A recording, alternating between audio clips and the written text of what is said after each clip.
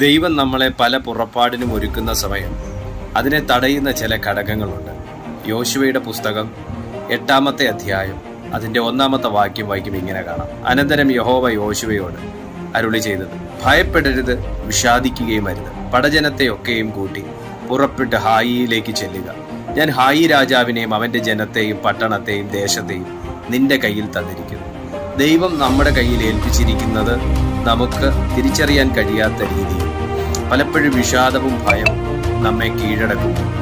ഇന്ന് ഈ സന്ദേശം കേട്ടുകൊണ്ടിരിക്കുന്ന ആരോടൊക്കെയോ കർത്താവ് പറയുന്നു, നിന്റെ പുറപ്പാടിനും മുന്നേറ്റത്തിനും വിഷാദമോ നിരാശയോ ദുഃഖമോ എന്തെങ്കിലും ഒന്ന് തടസ്സമായിട്ട് നിൽക്കുന്നെങ്കിൽ ഈ വചനത്തിന്റെ ശക്തിയിൽ നീ അതിനെ തകർത്ത് കളയുക. നിനക്കൊരു പുറപ്പാടുണ്ട്, നിന്നെ ദൈവം ഒരുക്കിക്കൊണ്ടിരിക്കുകയാണ്. വിഷാദത്തിന് ഇടം കൊടുക്കരുത്, നിരാശയ്ക്ക് ഇടം കൊടുക്കരുത്. ദൈവവചനത്തിനും ശബ്ദത്തിനും ഇടം കൊടുക്കുക. God bless.